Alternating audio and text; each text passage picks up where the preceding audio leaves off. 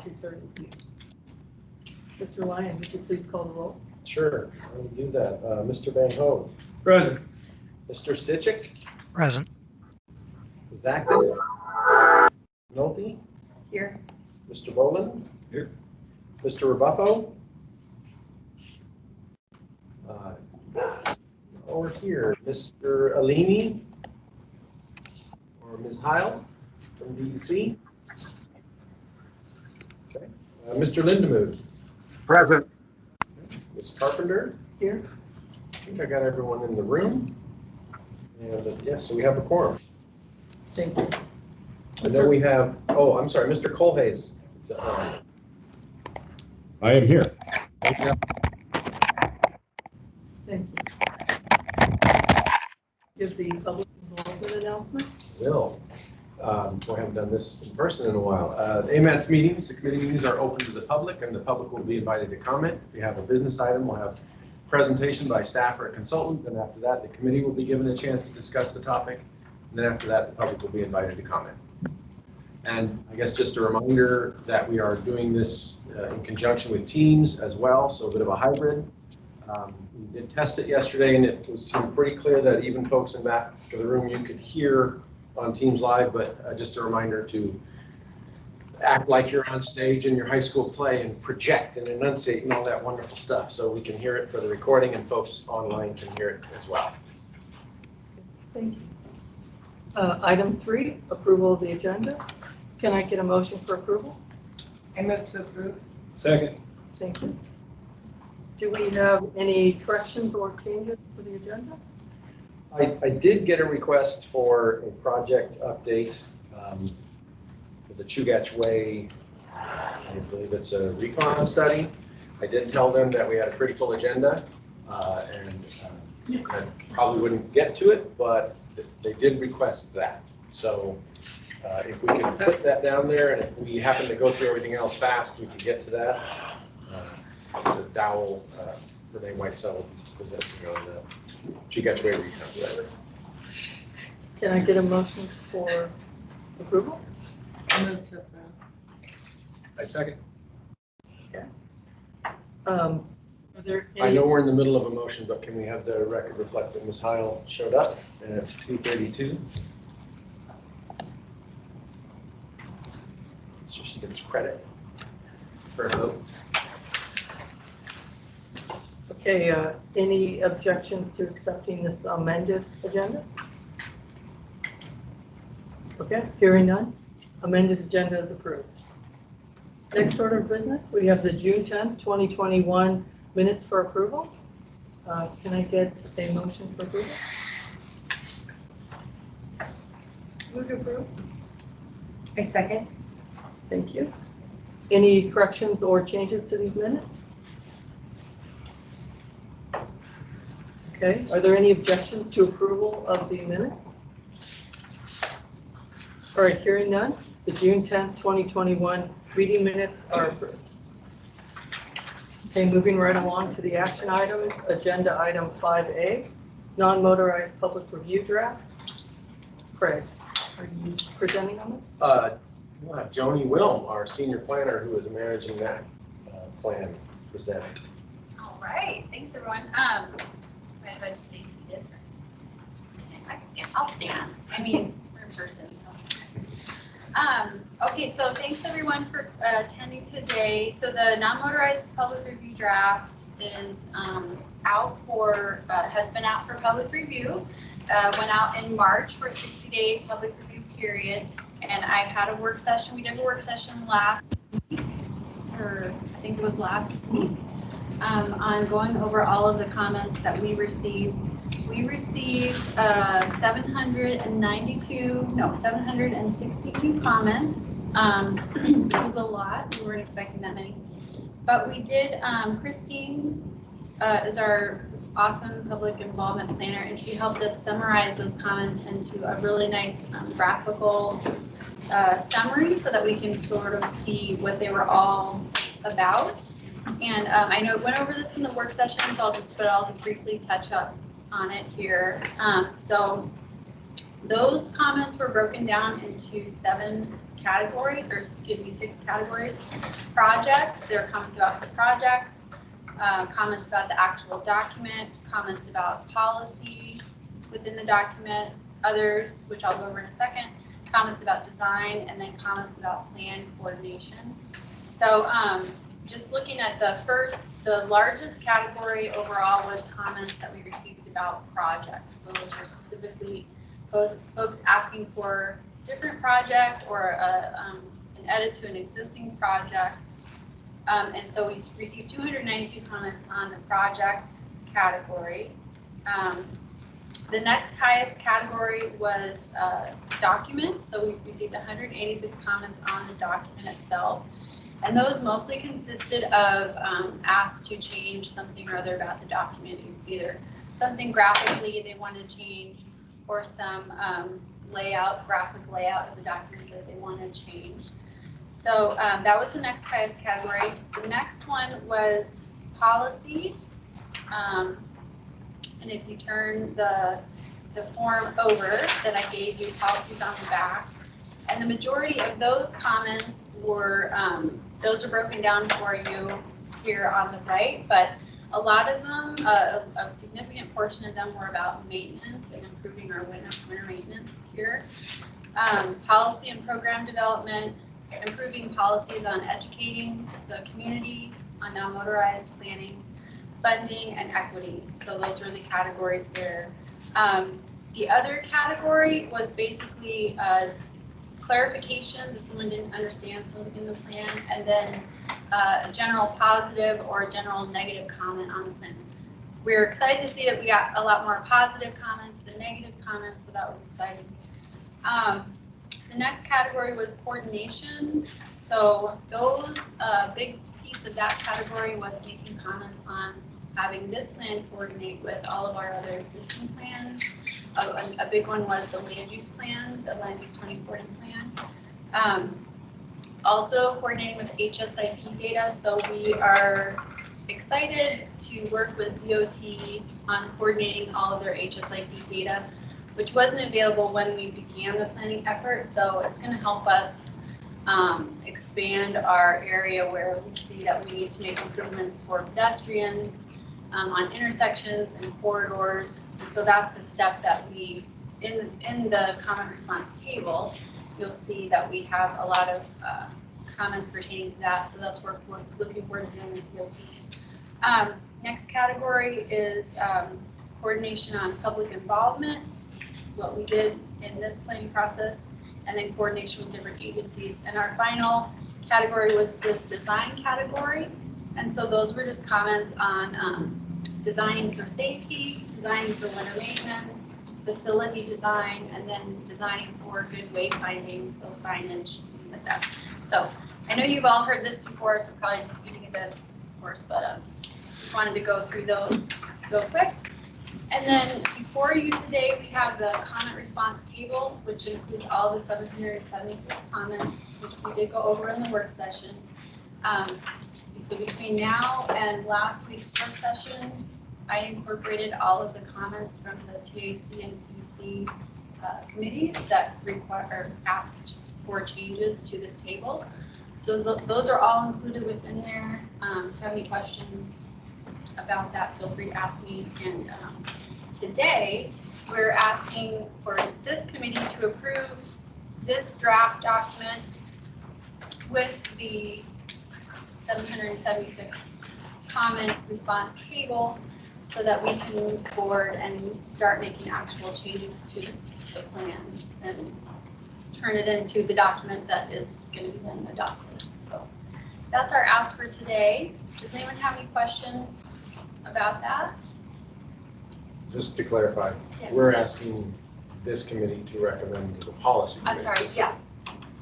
Thanks, Craig. Right here.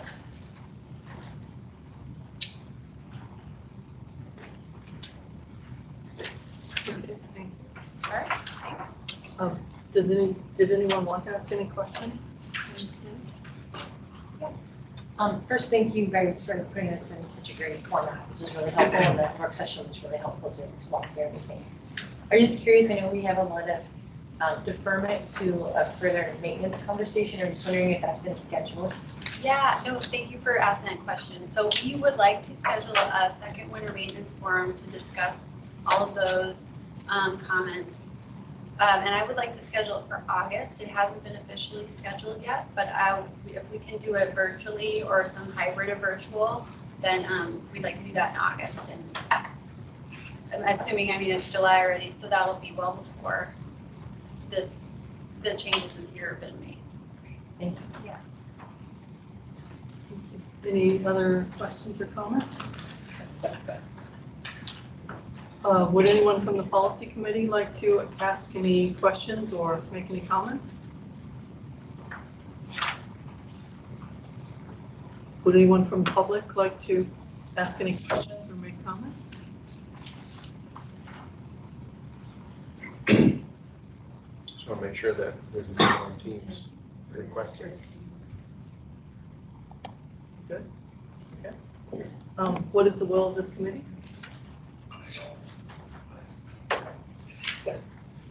I move to approve the comments.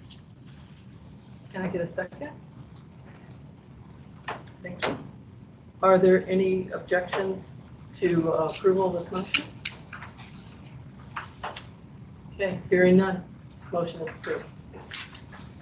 Okay, on to agenda item 5B, 2023 to 2026 TIP criteria update. Craig, will you be presenting this? I'll start, and we'll see where we go from there. So we had a work session just recently on this.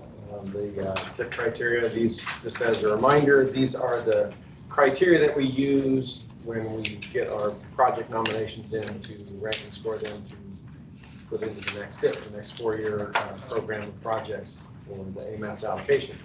And so these are, they've morphed over time. Usually what we try to do every 4 years as we're doing a new set of criteria, try to update them if they have to be updated due to the federal regulations. And also to try and just tweak them a little bit to make them a little more objective. So that's what we usually try and do. And this time around we've incorporated, they're substantially different than before. Again, we had this in the work session, so Aaron and I tried to create this version of it based on what we heard in the work session. That's what we have before you. Aaron also created this little TIP criteria handbook. We'll get nice graphics on it later, but right now it's just little paper copies, walls of text sort of thing there to help understand a little bit more. But we're asking that you recommend that the policy committee in 2 weeks release these for 30-day public comment review. So it's kind of, hopefully, if you have questions, you can try and answer them. Yes, ma'am. At the work session, I had helped at the very end of the work session. Remember, I asked if there could be like a one-page table of the criteria that just showed all the points in one page, so it would be easy to see. I do have that. We Okay, just that. didn't print it off. It's been printed off. I remember making it though. Yeah, Shoot. yeah. So, I mean, when it goes out, it really should have that because Yeah. it really saves people from having to tear through these page by page to see the layout all in one page. So if you could Yeah, add that. I apologize. We did make it. Yeah. We made it. And we put it together and it looks wonderful. Just for all completely on Teams, we would just bring it up. But And I also noticed you made them all equal, 2020, 2020. That was different than what that was at the work session. yeah, I guess, Aaron. I can't remember our discussion on why we decided to make them all equal. Yeah. Aaron, We're going to bring up the okay. sheet you were talking about on the screen right there so you can at least see kind of what we did. But Cindy's question though was about why we made them all the points equal, and I forgot why. it was actually because something you brought up, Cindy. You mentioned that it was going to be the committee's different purviews to look and see how we wanted to kind of like assign the scoring to each area. Our MTP does not score or does not rank our goals. So we don't say safety is the #1 priority, next is this, blah, blah, blah. So it was a little awkward to have safety with the highest scoring points when we actually didn't sit down as a group and talk about it should receive the highest scoring points. So we decided to make them equal. So first we set it to 100 because when you score to 100, it's easy for people to see, okay, a project that scores a 60 is pretty low compared to a project that scores an 80. So trying to keep it at a 100 scale, and we just broke it down equal amongst each category. I think it's a fair way to start. And then, I was just curious why. yeah, that was an error on my part because we had heard, well, safety should be first, and so we assigned the 28 points last time, but then when we talked about it more after the last work session, we're like, well, we shouldn't really be doing that as staff. That should be what the technical and policy committee should be deciding if they want to prioritize what is first or more. I can't remember, does the federal program at all assign priorities to the goals? No, that's another thing. So FEDS, the national planning factors and national goals, do not assign priority. And as far as I know, the state's long-range plan also does not assign priority of what is their most important versus second. And by saying this is number one, this is number two, they can say in the topic, but they don't actually say everything is focused here first and then goes down from there. So we're trying to keep it consistent as well as what other people are doing. And we did look at other MPOs and they were pretty equal. A few of them had 1 point difference between them. But again, that'll be maybe what you guys talk about. So last question, because I did miss part of the work session. So a lot of times using criteria is being able to differentiate like projects, right? So we have needs, and that's supposed to help identify ranking needs. But it's also, we have two projects that are the same in the sense like two rebuilds or two whatever, that when they go through this criteria, you're hoping that the criteria will differentiate and put one above the other. Have you had a chance to take two projects and run it through the draft criteria to see if there's if it's working from that perspective at all? I mean, we didn't test these, no, because we didn't really have a lot of time between the last work session and stuff. But I think the possibility is there for that to happen because of how we have it set up with the bonus points. So you have positive and negative points that you can assign projects based on certain things. So, and also like safety, for example, it talks about the effectiveness of the countermeasures. If you have two areas with the same crash statistics, and then they're both encountering the same countermeasures that are exactly the same effectiveness, then the hope is maybe some of the other criteria kind of weigh it out. But the reality is you may have similar projects that are like that, and then. I mean, I've been part of the scoring, Yeah. so I know how hard, the practical application of these things is difficult. So I'm just anticipating the questions that we might get. We did add in some more, not subjective, but maybe more subjective than objective criteria in there to help with that kind of counterbalance of, okay, they're exactly the same statistic-wise, countermeasure-wise, but we know something extra about that area that's not captured in the criteria that can help us. Because I'll be honest, we can't capture everything in the criteria. It's impossible for us to figure out every possible scenario. So we want there to be some flexibility on the projects. Otherwise, you're so rigid that you have to go with your first project, even if it's a $150 million project that you can't afford in your tip. So. Thanks. We did, with the earlier version of this, we did do a little test, but we haven't done a test with these versions, but we will. It might be by the time it gets through public comment, when it comes back to TAC and we're working through the comments and how to figure out how to handle the comments and deal with it, that might be a good thing to have handy. Yeah, no, Just to see how it, not a lot, but that's just okay. got like existing projects, see how they would float out and how to address comments. that we yeah, might it's get. always a good exercise to do. So if you weigh out or not, Oh, you did it. So really quickly, sorry, I'll interject. So we broke it down. The first table on the left is showing the points broken down. Roadway, bike ped per category. So safety, mobility, so you can see it's spread equally. And then the next box below it is talking about the number of criteria by category. So the roadway criteria is pretty equal, about 5 per category. That's how many criteria you have to score a project in. And then the non-motorized is also equal with about 4 per. So you may notice that the bike and ped have one less criteria in general, but the points are equal. So that's our way to designate that they should be equal when you're scoring them, even if the criteria is a little different between the projects. And then we just did a really quick further breakdown, so you can see safety, how do the points fall in. So you don't have to have all the text that people miss. So now you can see, okay, it's pretty equal with 4 to 2 or 4 to 7, depending on what exactly is going on. So I think this will really help. I really do. Okay. In adding it to your handbook. It lets people focus in with the big picture. Okay.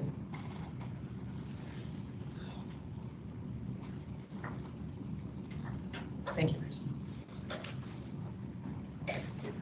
Thank you.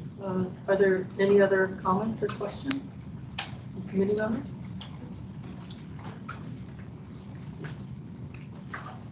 Would any members of the policy committee like to make any comments or ask any questions?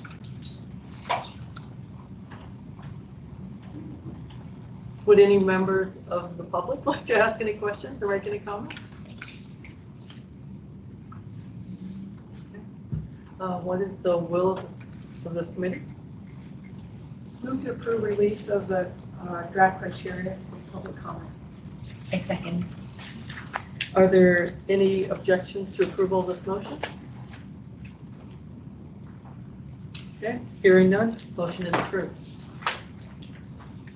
On to agenda item 5C, 2019 to 2022, Amendment 2, Air Quality Conformity Approval.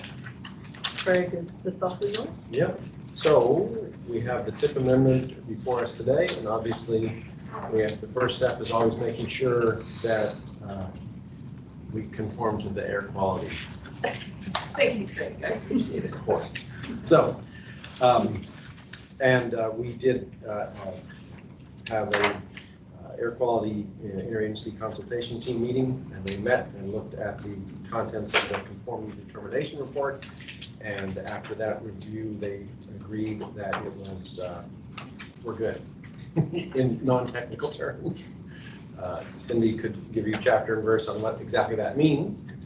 But yeah, so we're okay. So that would be the request is to recommend the policy committee approve this, but obviously we do this first and then first after that.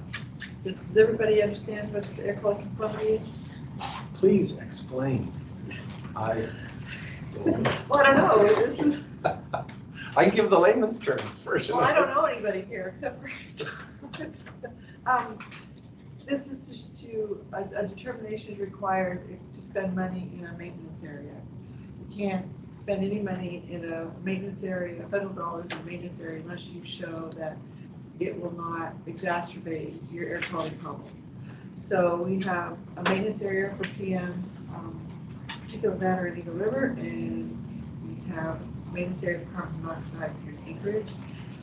We're in what's called a limited maintenance plan.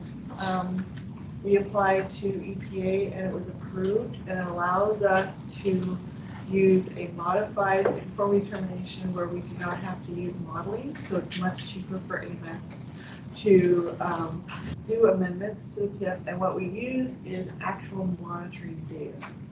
So this determination is, it just says in essence that we look at all the monitoring data, we meet all the monitoring criteria, and we're way below the standard, and that we're continuing to commit to our transportation control measures or any of our air quality related SIP items, and that our everything is fiscally constrained. And what's really important about the air quality conformity is FHWA is actually the ones who approve your conformity. They don't actually approve the amendment, they approve the conformity determination. So if your conformity determination isn't approvable, then you don't get to spend it. They won't give you the money. So then you can't use your TIPs or your MTPs. So that's why DEC is on this, to make sure that all of the air quality conformity determinations are done correctly and by the book, so that we don't have any problems with FHWA approving it and get our money. So very pleased that we're continuing to meet all of our air quality requirements and meeting our values. So, and it's really good to note that the municipality has been very proactive in helping in the spring, especially to put dust palleters on the streets in Eagle River, because that's how we're preventing going to non-attainment or exceeding our limited maintenance plan requirements in Eagle River for PM10. So if we weren't doing your palliative lay down dust presses, we probably would not be able to meet our air quality conformity for limited maintenance plan requirements. So it's a good kudo for an acknowledgement to the municipality and DOT's efforts on making sure on their operation maintenance on that preventative measure. So it's really important to me to bring that up every year or every couple of years, so that those fundings don't get cut. It's really critical. We're always on the border out there, Eagle River. Jim's shaking his head. Yeah, we're really close. So thank you. And yes, it's hopefully I helped fill in some blanks, maybe. Thank you. Any other comments or questions from the committee? Any comments from any policy committee members? Questions? Would anyone from the public like to ask a question or make a comment?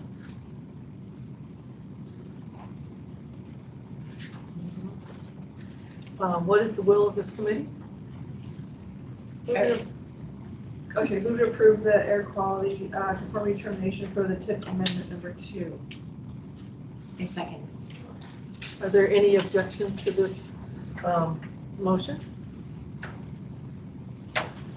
Okay, hearing none, motion is approved. Okay, moving right along to agenda item 5D, 2019 to 2022 tip amendment 2 approval.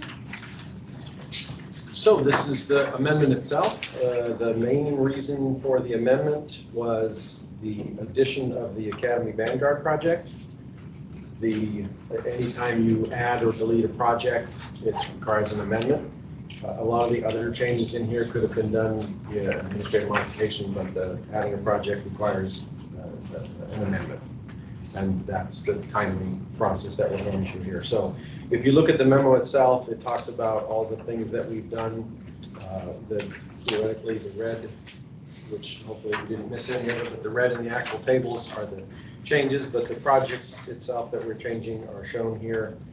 As I said, the main thing there is the addition of the Academy Vanguard Drive area traffic circulation improvements project. So, and then every time in the memo, we'll show the actual tables, and the red shows the changes.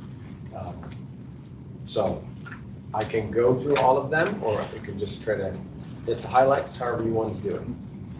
We've seen this for a while now, but any thoughts?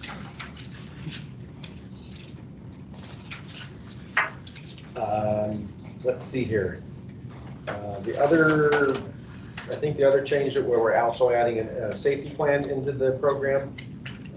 So that is something that we think is important that we'd like to do. Back in table 8, the HSIP program, this again is a program that the state of Alaska decides the program, but because it's using federal surface transportation dollars, it needs to be reflected in the tip. So it's not a table that we decide the allocation of, but it is in here. So they have a significant amount of changes here showing their latest projects. In table 10, that's the transit program. So those are also dollars that are not decided, the allocation of which is not decided by AMATS, but again, surface transportation. So in this case, FTA dollars. So both the railroad and the transit department have a number of changes in here that need to be reflected. Those are shown. The only other thing is in table 11, which is the other federal state. It's on the back page here. This project was in the tip already. It's project number 5 there, the bus and bus facilities infrastructure investment project. That's a project that, guess the way that program works is it needs to be reflected in the tip when they're applying for a grant. So it was in here in that manner. Now that they know that they got the grant, we have to reflect what actual category of money it came from, what type of money. So that's one small change in that. So happy to answer questions, but we are looking for you to recommend this to the policy committee for approval. It did go through the assembly process, and they recommended approval as well. Do you have any other? No changes from the assembly. Thank you. Any questions or comments from committee members? Any questions or comments from policy committee members? Would anyone from the public like to ask a question or make a comment? Ariel Ganelin, AMATS. I did just want to point out something really quickly so everyone is aware, because it'll come up here in the next couple of years. The beyond 2022 limit of funding went from about $105 million to $174 million. So it's a pretty significant increase with some of the project changes. So that beyond 2022 is what we look at as part of the next tip and beyond that. So the reason I mention it is because, you know, 100 million is pretty easy to spread amongst the 4 years of the tip, but 174 million is a lot harder when it's just roadway. So I just bring that up because there are a lot of expectations floating out there for members of the public of projects that are going to be moving forward in our tip. And so I just want everyone to be aware that there's a significant funding roadblock coming up. Fund decisions in our future. So we're trying to figure out how to fit some of these projects. Basically what happened is we had a number of projects that were nominated for the tip, and this was the dollar figure that they said, this is how much we expect it to cost. And then as they got a little farther down the road and doing some design, they realized, oh, well, we need this or we need that, or maybe a little more right away or whatever. So a lot of those projects ballooned significantly. So those construction phases are larger and they're farther out. They're not in this 4-year life cycle, but that's something we're going to have to figure out how to do as we move further along. So. I was going to ask a question about logging in the likelihood of it. Could there be projects that come under and not that involved? I've never seen that really happen. I'm just asking. Well, yeah, there are projects that can come under, but I can't imagine they can fill a $75 million gap, but Jim will answer that question. Through the chair, Jim Emmons in Alaska DOT. It is a concern, but it's less of a problem than Aaron is pointing out, for the simple fact that a number of the projects we're talking about aren't projects that are on a 4-year time cycle. It's going to take 6 to 8, maybe 10 years to get them through their full project development, because they're going to be very complex with a lot of challenges in terms of dealing with adjacent right-of-way, acquiring the necessary right-of-way, and working through that process is more time-consuming. So expecting them to be delivered within a 4-year timeline isn't realistic for several of the projects in question. Yeah, can I just? So then does that mean that we would have the opportunity to put those additional funds into the next tip to offset that excess? If the project was going to take longer than 4 years, so we could just roll it into the next tip? Exactly. Okay. Instead of all of that 175 million being in the 4-year window, a portion of it will be within it, probably within the roughly 100 million limit that we're typically trying to target, and the rest of the 75 million is probably in the 6 to 8 year window, which would be the next tip. So realistically, that's where this will spread out. But Aaron's right, we do need to keep an eye on that and make sure we don't overload. Okay, thank you. Any other questions or comments from the public? Okay. Okay, so what is the will of this committee? I move that we, Technical Advisory Committee, approve, or recommend approval to the Policy Committee of the 1922 TIP Amendment 2. Second. Thank you. Any objections to approval of this motion? Okay, hearing none, motion is approved. Mr. Lyon, are there any other action items? I don't know of any. I guess that's a no. Okay. Moving on to item 6, project and plan updates. Craig, are there any updates? I know we have an MLK, but I'm not sure who is that guy. Yes. Noah with the DOT. Okay. There you go.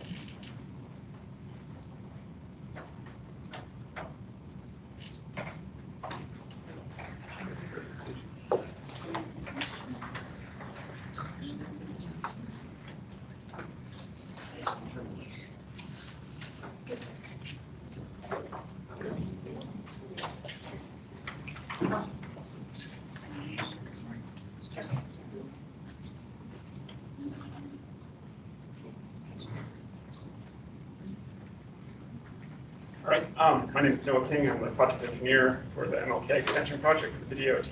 I'm going to give a quick update of where we're at currently. As you can see, we've kind of rebranded the project for public use as the Tudor Elmore neighborhood connectivity.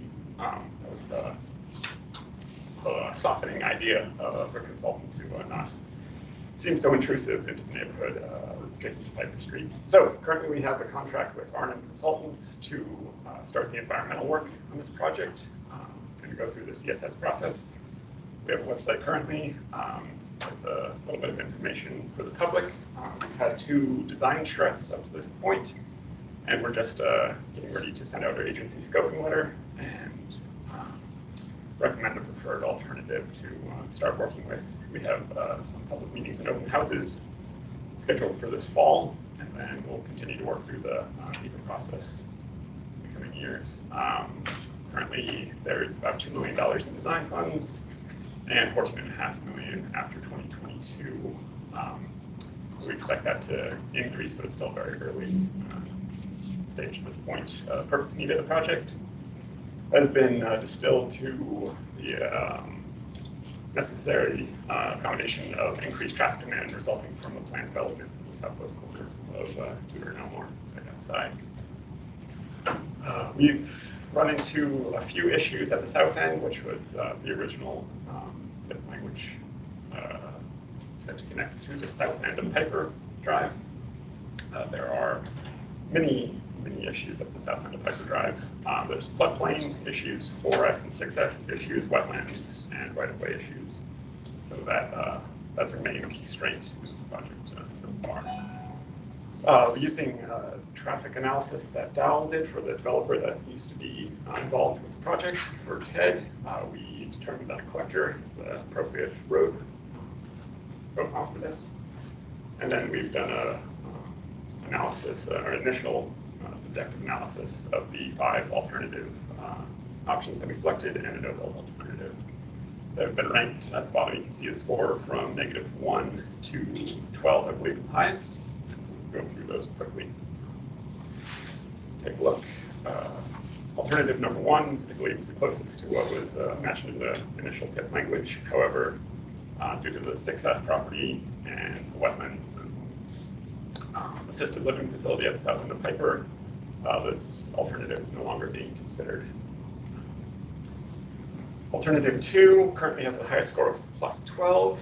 However, there are a few right-of-way and utility conflicts on the Lark Street area that are more significant than we expected, and expect this to drop to number 2 or 3 as alternatives. This multi-unit housing and several other properties along Lark Street, which the right-of-way isn't very big, it doesn't even exist on this end. It would cause some significant issues. There's the multi-family housing, and then there's also a significant grade differential on the Piper Street tie-in for Lark Street, which requires more right-of-way acquisition and probably some design exceptions because it's so close to the intersection. This is our currently 2nd-rated alternative. It will likely become our 1st-rated as it doesn't deal with Lark Street and it avoids the south end of Piper. It still will have some right-of-way impacts on 46th. It's not expected to be a popular neighborhood, as that's our expected width of our typical section going through a cul-de-sac. This alternative, also rated as 0, is no longer being considered because of the South End of Piper issues and the assisted living facility being removed in this option.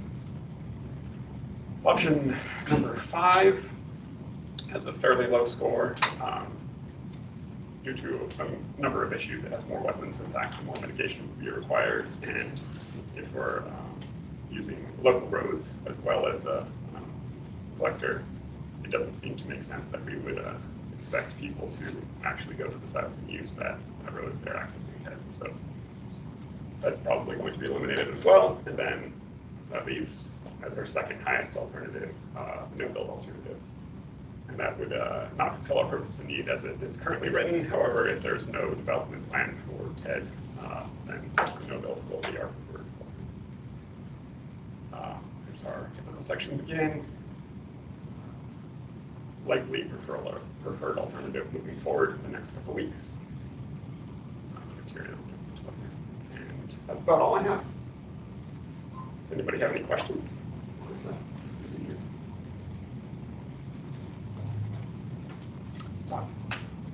Thank you. Yeah, this time, I Yeah. have a question. So maybe not necessarily a question for you, but more kind of different, broader question. This project scope, purpose, and need was basically based on the fact of the development of that other property.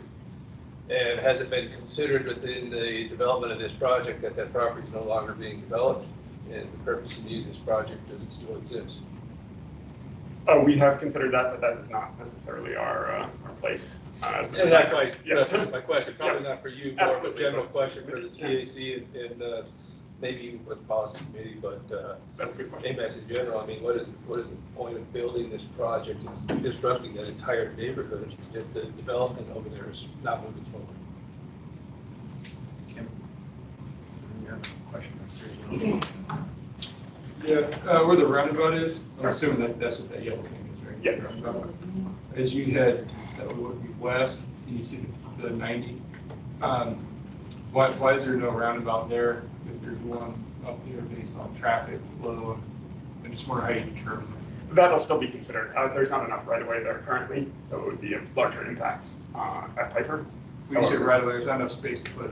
Correct, yes. Understand. We'll look into that as we develop the design further though.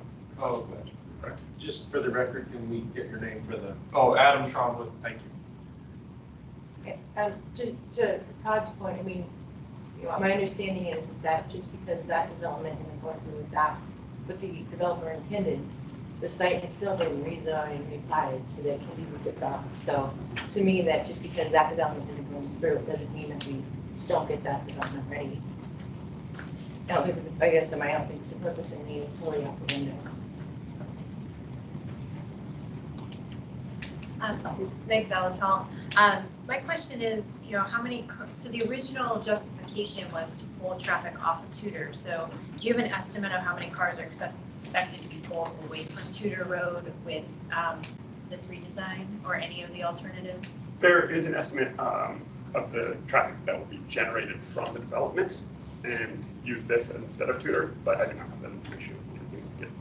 Okay, and the reason I'm thinking that is that I know in our conversations, particularly with the community council, Campbell Park Community Council, there's a lot of conversation about what can be done to pull more traffic off of Tudor to relieve some of the congestion and the safety issues. So I'm wondering if it has, to use a phrase like independent utility, regardless of the development, if it would still pull traffic off of Tudor Road, or especially that might be coming up Elmore.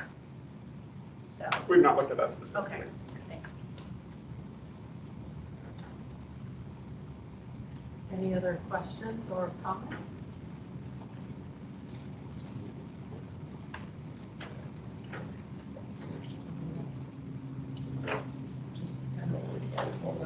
Is there anyone online that has a question, comments, et cetera?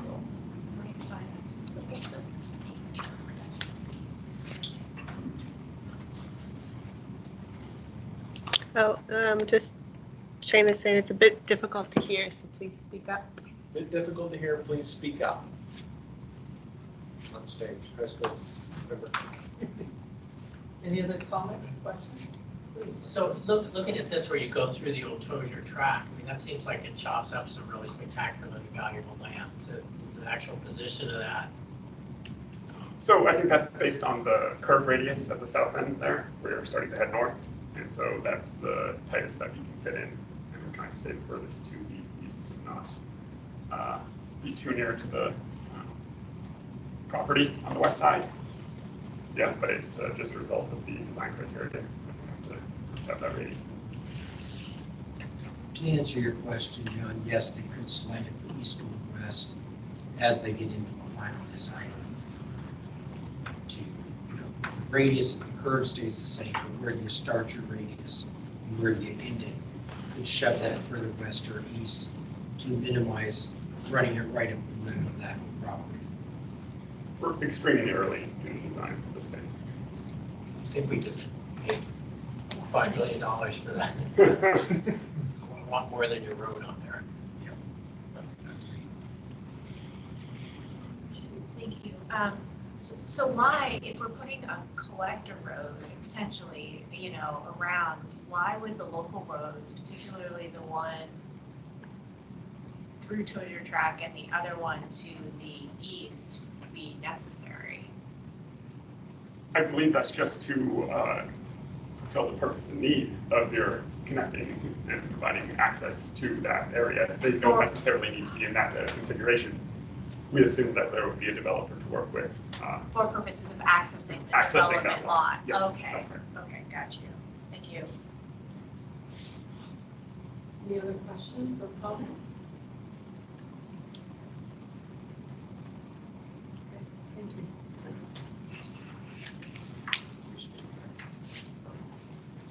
So Tom's got a presentation as well, so this is the next item on the agenda.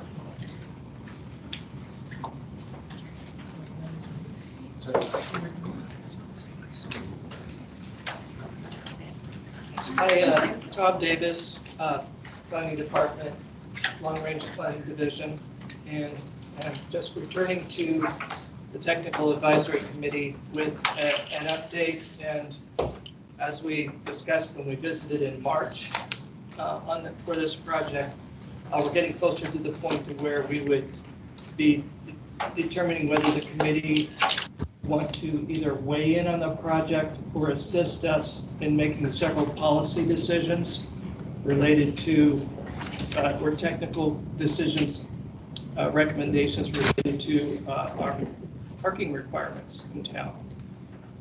This is a Title 21 zoning ordinance amendment. Typically, we don't come to the Technical Advisory Committee for Title 21 zoning amendments, landscaping or whatnot, but one part of our zoning ordinance really is at the intersection between what AMATS works on and its plans and our land use plans.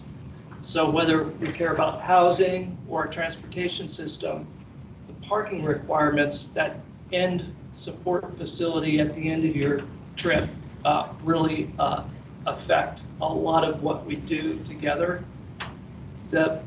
Just going back from March, just reminder, there are actions and policies in the 2040 plan that speak directly to amending our Title 21 parking requirements and looking also at our non-motorized, bike parking requirements, but looking at streamlining some of our parking requirements.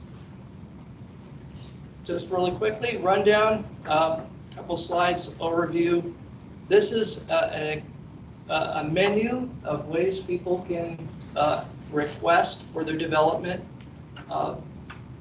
getting a lower parking requirement, which for a lot of reasons helps with development costs, adding housing, and other effects.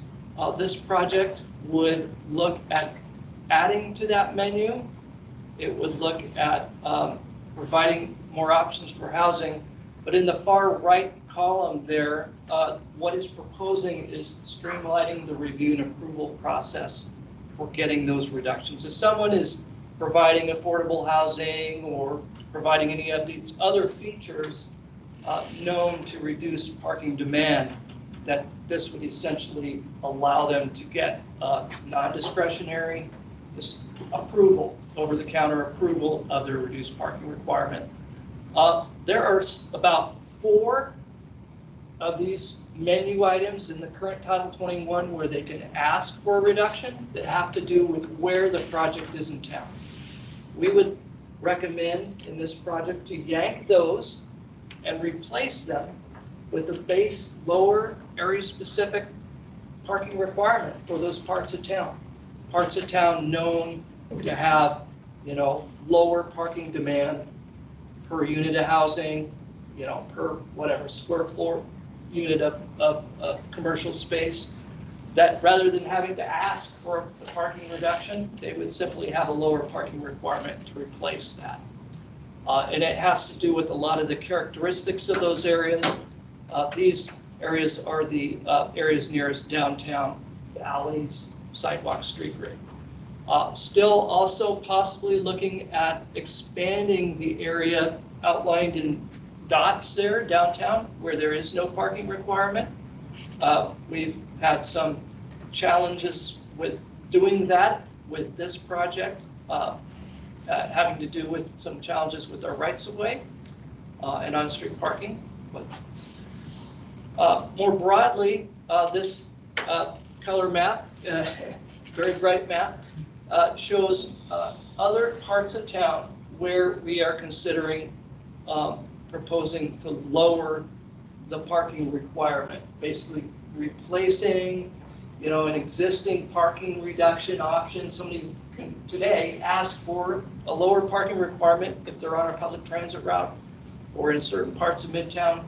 This would once again replace that with a basic lower parking requirement. You don't have to ask, it's just a lower base parking requirement. And then lastly, some citywide changes to standards related to bike parking, encouraging alternative ways to get around. This is not the end-all be-all project at this point. We're not proposing to eliminate parking requirements citywide. As this chart suggests, we are looking at next steps once the census data and other parking utilization update data comes in, but we can look at achieving even lower parking requirements in the future to achieve our plans. Last couple months since we've talked, we've been looking more at parking utilization rates around town, particularly for these parts of town, to help calibrate a lower parking requirement. We are finding that multifamily parking utilization is about 10 to 35% lower, give or take, than the rest of the city. That means that most developments in that part of town are being required as a minimum to provide that much more parking than the average utilization. We're looking at what other cities do. Long story short, a lot of cities do have very specific parking requirements. Some of these towns have them burned as maps right into the pages of their code book. But Anchorage is unique. We're not monkey see, monkey do here. We are looking at issues we have with our rights of way in snow. And so I think several of you have been in several agency consultations in conversations with the agency's street maintenance, fire department, police department, and other agencies that are concerned if parking requirements get so low that we are, creating more on-street parking. Problems with the way a lot of our existing rights of way encourage you to park your car up in that sidewalk to get out of traffic.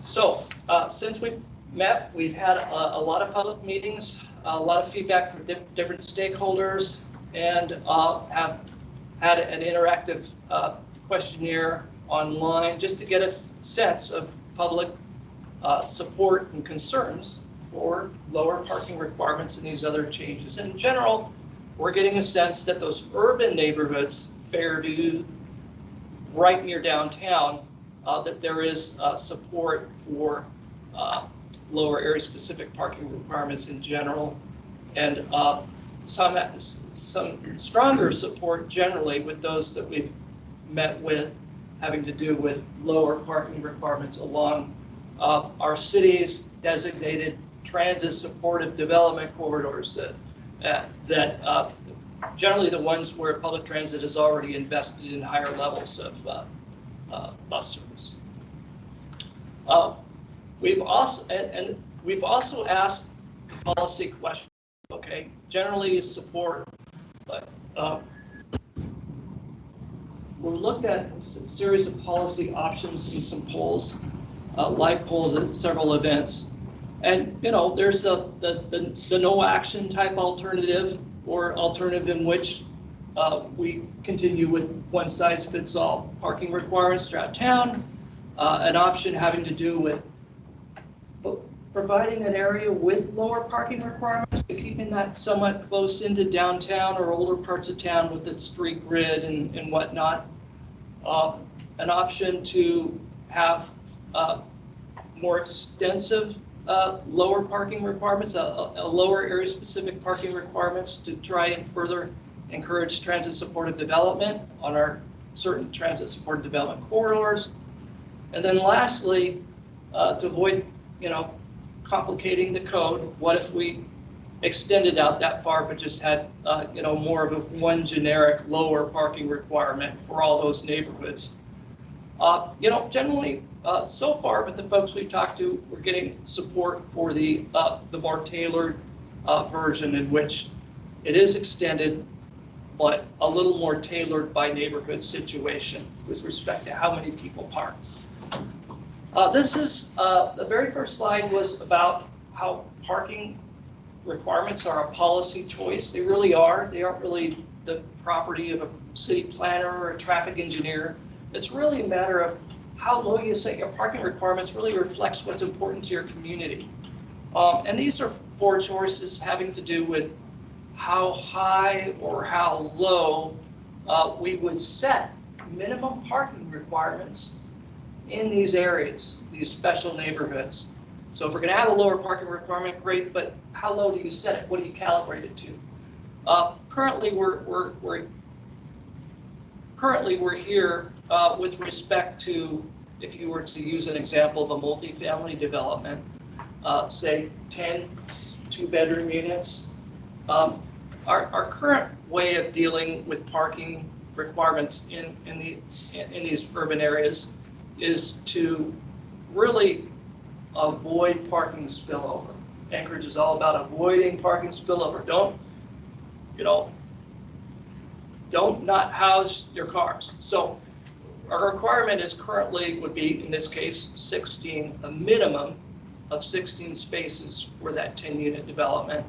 Just higher than a typical average parking demand in a multifamily development. So 4 spaces higher. But changing the code, we would have an option of perhaps lowering that requirement to match more the average typical peak demand being nighttime, or taking it even lower. We call this shift towards goals, because you're shifting towards that Anchorage 2040 ideal of a compact, efficient city, where your minimum parking requirement is actually, the base minimum requirement is actually less than the current average parking demand. And so it's really giving more flexibility to the development team to decide how much parking they want to require. What the research suggests is that when an area has that lower of a parking requirement, it actually can affect behavior over time, because we're no longer mandating that every development provide average parking demand amount of spaces. I'm not explaining that. But generally, feedback we got is generally either a B or a C. So there is that policy support out there generally among the stakeholders we've talked to. And those are the kinds of questions that are really a policy decision for the community, but they also relate to technical information. So we're receiving that feedback, and what we said we'd do in March is that we'd come back to the Technical Advisory Committee at a point where, we've kind of burned through the last couple months of public process and got this feedback, and now we're at a stage of taking that in and then working to develop a draft proposal, an initial community discussion draft, not a public hearing draft, but a draft we could put out to the public for review, as soon as everybody comes back from fishing in September. But basically, one possible option for the TAC that we discussed in March would be that the TAC or its members could weigh in on aspects of this project that are directly related to the 2040 and that affect street rights of way and affect some transportation goals. At the technical level, we're trying to be very transparent about how high we set these parking requirements, about what are the factors we use, and we're showing what is the real parking demand, what do we really need, but not only that, but what do we expect it to be a couple of years down the road, and how far down the road do we want to calibrate our parking requirements to? Do we want to calibrate 10 years down the road when everybody's going to be, served by their autonomous vehicle or whatever, or do we want to pull back, be a little more conservative? So that forecasting future utilization is very much a technical policy decision. And then there are several other options there if the Technical Advisory Committee or its members wanted to weigh in. Others are weighing in. These two policy questions are the live poll questions I just showed you. So at this point, we would be delighted if the TAC were what to, at upcoming stage, provide feedback or expertise. It would certainly help us on the land use planning side, provide a sound basis for these very important decisions. Parking really is, in the zoning ordinance, the most land intensive requirement, but by far, on a typical development. So if any advice or sound moves in these choices really does have important effects, and we think it affects achieving some of the AMATS goals as well. So we may be back in a future month here as we either try to wrap up this community discussion draft and send it out, or a couple months down the road as we kind of collect comments from that. So thank you for your time. Thank you. Would any members of the committee like to make any comments or ask any questions? Would any members of the policy committee like to ask any questions? Sure, I'll go. Well, there might be someone online. No. Yes, no. That's it. Any members of the public? Sure. Brad, do you know if developers would be interested in providing parking minimum, or were most of them interested in just what was the developer perspective on it? Yeah, it varies. Sometimes it varies by the type of use, and it also varies by site. Generally with residential, we see some folks asking for parking reductions. Generally, we see people just providing the amount of parking, minimum parking required, because it's kind of easy to get. I don't know, I could be off on that. It just really varies. If I can just add, and dealing with a lot of different residential projects that have come in, it's not so much that it's easier to not do the reduction. Oftentimes it would be easier if they did do the reduction because they're doing mental gymnastics of figuring out how to make their site work and provide the parking that they want to. But it's because they know their tenants. And so depending on where the residential is, they know that if they have a certain market that they're trying to rent to, that they know that market will at least demand one parking space per unit and sometimes two. So to Tom's point, it does depend on the type of development, but oftentimes we are seeing developers will not take the parking reduction. But to the point about if we make these changes and we start to see effective behavior and that people start to live closer to transit lines and we start to put more money towards the maintenance of clearing and transit lines and on pedestrian routes, then people maybe start to shed that extra car, ideally, and then we'll hopefully start to see the market respond in wanting that lower parking. But like for instance, downtown already does not have a parking requirement.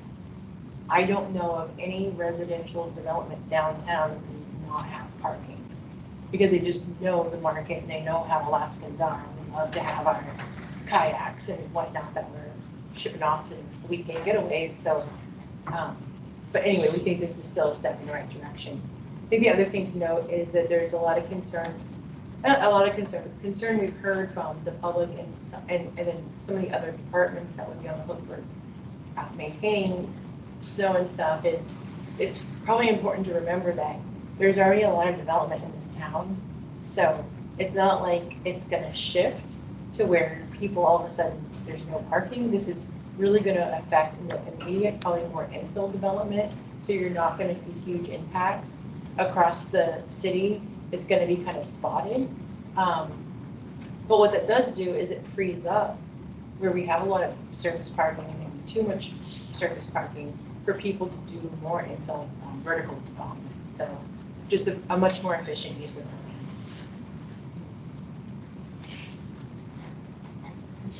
the land. We have one comment online from Barbara Carlson. She said she's glad to see consideration for more bike parking to encourage non-motorized travel. Anything else? Mr. Juan, are there any other updates? Just the one that we added that Renee Whitesell is on. We have, Shayna has her hand raised. Oh, Shayna. Shayna, go ahead. Hi. Got some feedback. I just wanted to say thanks for all of your work to do the research and present that to us. I do like to see that this has alignment with some of our plans, including the climate action plan, to encourage alternative modes of transportation. So I think we're on a good path here and kind of moving forward and trying to figure out what does make sense for Anchorage and what goals we do want to work towards. So just wanted to say thanks for your work on this.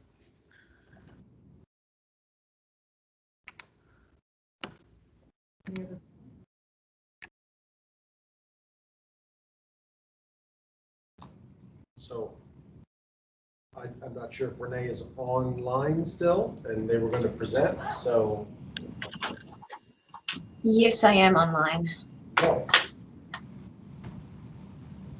All right, I have a presentation that I would like to share. Should I just use that through the standard way on Teams? Yeah, you can share your screen. Great, thank you very much.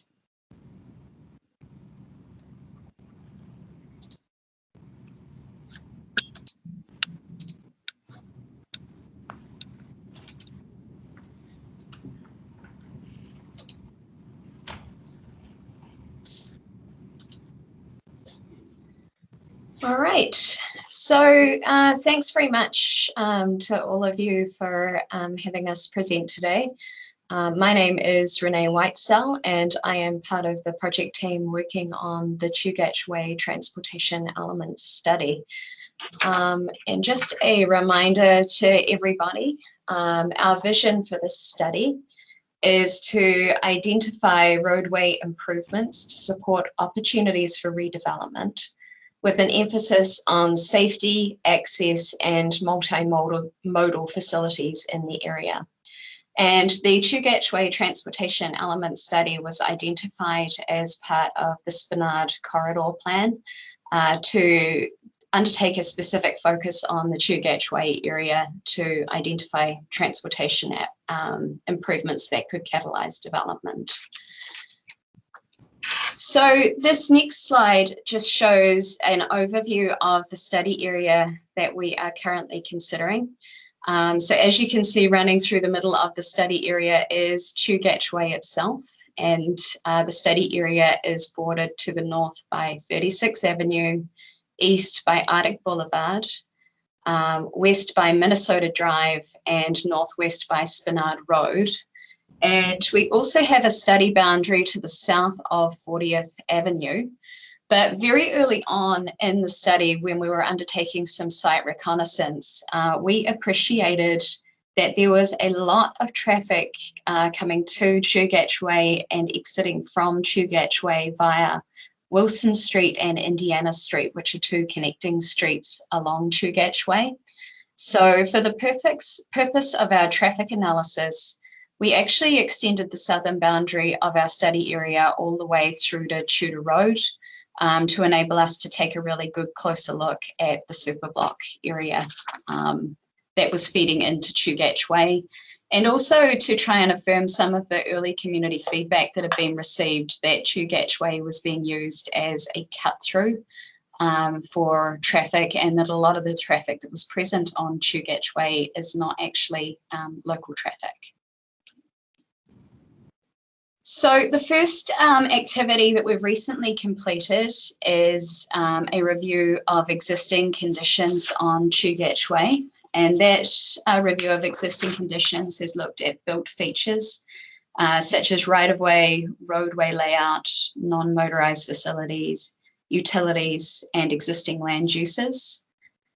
Social, economic, and community characteristics. And in this area, we've undertaken a review of land use plans and policies, transportation plans and policies, the demographic context that informs that neighbourhood, who lives there, whether they are renting, income status, etc. And also the land use context, so taking a look at how land use is currently distributed and also future land use plans and developments that are currently underway. We also undertook a review of traffic conditions, looking at motorised traffic and also multimodal traffic, and the natural environment and physical context, in particular looking at groundwater, waterways, and contaminated sites. So just as a very quick fly through Chugach Way, this is the neighbourhood that we're looking at. As you can see from the photograph I've got on screen, it's a very narrow roadway along Chugach Way. So we're talking about approximately a 30-foot right-of-way along that corridor. There are no informal non-motorised facilities present in the corridor, which during the summer means that people share the roadway with traffic, and that's the same in the winter, but just imagine that roadway is a lot narrower because of the snow storage along the sides of the road. We also observed that there are some elevated right turn movements to Chugach Way from Spinard Road, and shown on the screen right now is that intersection. And what that is some of the cut-through traffic that's being observed with traffic going from Spinard Road through to Arctic Boulevard using Chugach Way.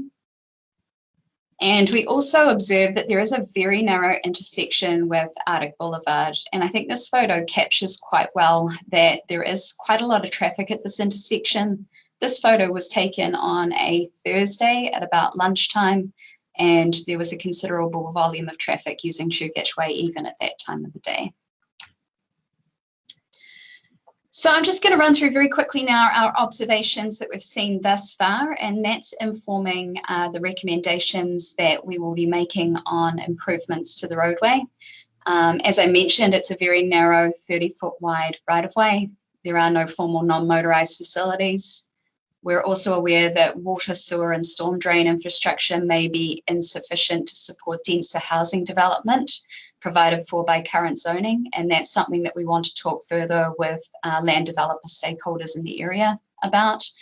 And one of the big benefits of Chugach Way is there is a relatively limited number of property owners. So what that means is that there is a greater opportunity for coordinated redevelopment on the Chugach Way corridor and surrounding area. With regard to social, economic and community characteristics, all of the MOA planning documents support a reinvestment focus area surrounding Chugach Way, which is one of the reasons why we're undertaking this study. There is a future primary active transportation network identified between Minnesota Drive and 36th Avenue, and that is shown as following the Fish Creek historic corridor. We're also aware that the Spenard Road Rehabilitation Project, which is in its early stages of design currently, has a goal of enhancing facilities for walking and bicycling. So that will support future walking and biking activities along Chugach Way and ensure that there are better facilities available for a range of users. And more generally, there's approximately 850 residents in the study area right now. It does have a fairly high density of development, and it's a high proportion of renter-occupied, lower income and minority residents.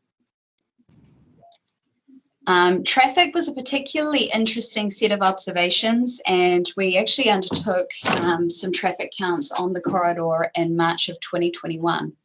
And what those traffic counts confirmed to us is there is indeed a significant proportion of cut-through traffic occurring on the Chugach Way corridor, and approximately 25% of all the traffic that we observed was actually cut-through traffic going from Spenard Road to Arctic Boulevard primarily. And approximately 33% of the traffic that was present on Chugach Way was actually traffic originating to the south of Chugach Way. So that was traffic joining Chugach Way from Wilson Street and Indiana Street. So only about 30% of the traffic that is actually present on Chugach Way on a daily basis is truly what we would call local traffic. As I mentioned, traffic from neighbourhoods surrounding Chugach Way, so that would be Wilson Street in particular, which forms the spine between Minnesota Drive and Arctic Boulevard. They have controlled access to the south, which is Tudor Road, and west, which is Minnesota Drive. And what that does is that channels the traffic north towards Chugach Way. And the only access to the east, which is Arctic Boulevard, is actually via Chugach Way. So it's not surprising that we're observing that about 33% of the traffic on Chugach Way is actually originating from that neighbourhood to the south. What that is resulting in, however, is an elevated crash rate along Chugach Way because it's a local street that is functioning with traffic that's not necessarily local traffic, so that traffic drives in a slightly different way along that corridor. There are also some features of the roadway, such as trees that are blocking views and viewing triangles that are less than optimal, so those are conditions that we will be looking to improve through our recommendations. And I've mentioned a couple of times now, there's no dedicated non-motorized facilities to support the primary active transportation network, which is one of the key focuses of Chugach Way in a number of the planning documents. And then just in closing and observations, the historic channel of Fish Creek is present through the area, which can provide an opportunity for redevelopment. And we are also aware that there are 6 contaminated sites within the study area. So moving now to opportunities, there are several opportunities that support redevelopment in Chugach Way. We've already been in early conversation with both JJ Brooks and Cook Inlet Housing. JJ Brooks recently had a rezone approved of their land, and we'll be talking further about what the redevelopment plans will look like. But early indications are that they are very excited about opportunities to improve the transportation network through the Chugach Way area. And the Seahard development, they've already had one development moving forward, and land was recently broken near the corner of 36th Avenue and Spenard Road to support redevelopment. There are also future redevelopment plans of the Kathy O estates that we're aware of that we'll be understanding further through our discussions with developers. So once we pulled these existing conditions together as a project team, and just as a reminder of who is in the project team, it is Dowell, and we're working land use planning, transportation planning, traffic, and also CRW supporting us with traffic and public involvement. We held a workshop, considered the existing conditions, and then started to draw up some early ideas for roadway improvements along Chugach Way. And ideas that were talked about were opportunities such as widening the right-of-way, installing some form of gateway feature to integrate with future land uses in the corridor, and also to provide some traffic calming features, recognizing that the corridor right now is being used for a cut-through, an elevated level of cut-through traffic, and also collecting traffic from the neighborhood to the south. There was strong desire to incorporate a sidewalk facility, to improve lighting, to improve facilities for snow storage, to address sight distance issues that were being observed at intersections, to improve connections to the surrounding street network, both for motorized and also non-motorized. Opportunities were discussed to potentially accommodate on-street parking. Also potentially to accommodate a parallel bicycle trail facility at 40th Avenue. One of the opportunities we are investigating is potentially a collector roadway classification, but we're also wanting to look at ensuring that any recommendations that move forward ensure emergency access to future land uses in the area. So one of the things that I'd like to gather once I've finished my presentation is your feedback and further ideas to contribute to our early ideas as well. And I thought I would show to you just some illustrations of the images that we drew up as part of our workshop. And the other element that we explored during our workshop was evaluation criteria to really critically look at different alternatives for roadway improvements and transportation improvements in this area. And we tried to categorize this criteria around public and users, traffic, the built environment and built environment characteristics, and also the natural environment. And our early criteria that emerged as having the strongest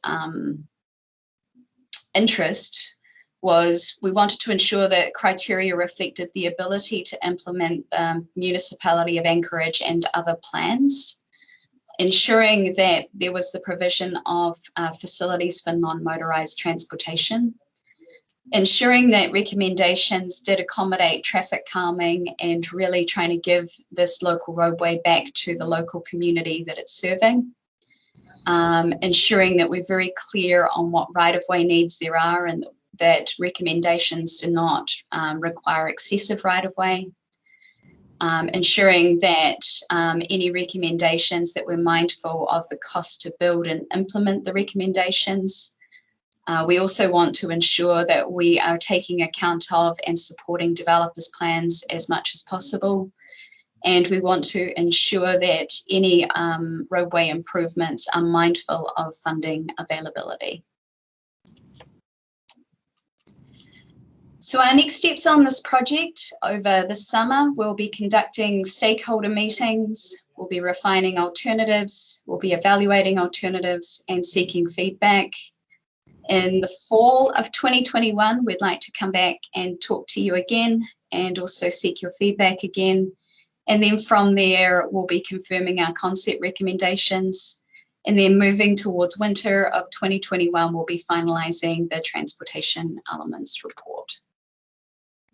So thank you very much, and we would appreciate your feedback. Okay, thank you.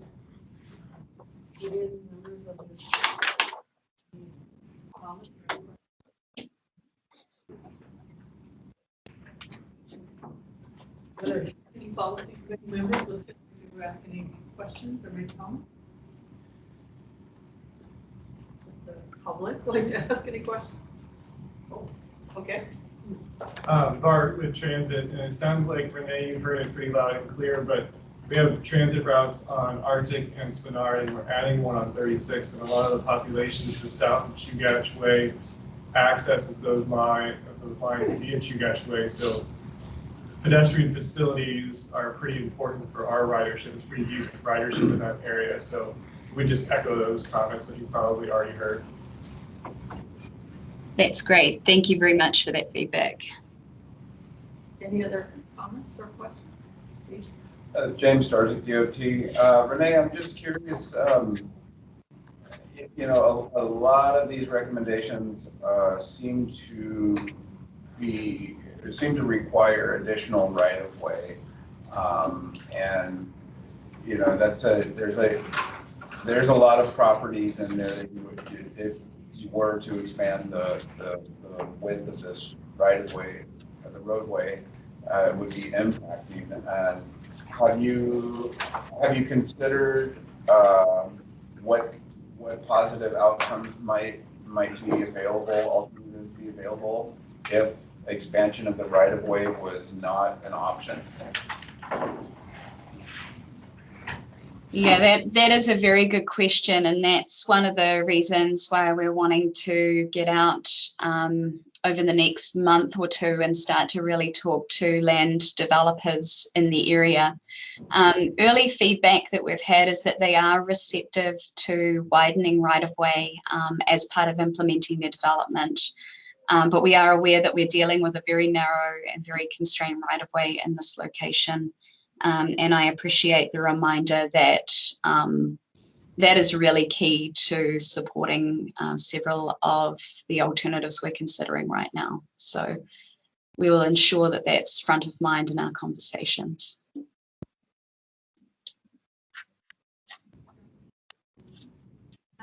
Renee, this is Joni. Thank you for that presentation. I just also wanted to back off Jamie's comment. We do have some example street sectionals in the Square Corridor plan that already that we had put in there specifically to address roads like Chugach Way with that limited 30-foot right of way. So there are a few examples in there already of how of ways we can improve the street for bicyclists and pedestrians specifically in that 30-foot right of way. And I'm sure you've already looked at it. Just to remind everyone that that was part of the plan and it should be in there already. So it's an element that's been approved and adopted. Thank you.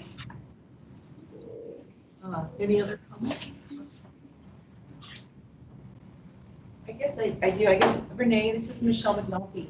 I'm just wondering if maybe you've considered the runoff street option, which allows you a little more flexibility in how you do pedestrian rights of way, and it also can be used as traffic calming. No, and I'd like to connect with you further to have a chat about that, Michelle. Thank you. Okay, yeah.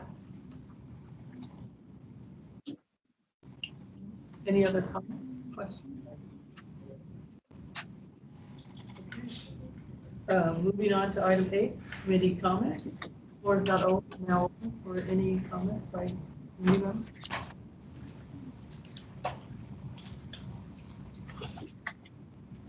No? Okay. Thank you all for your participation. Meeting is adjourned and it's 3:58 p.m.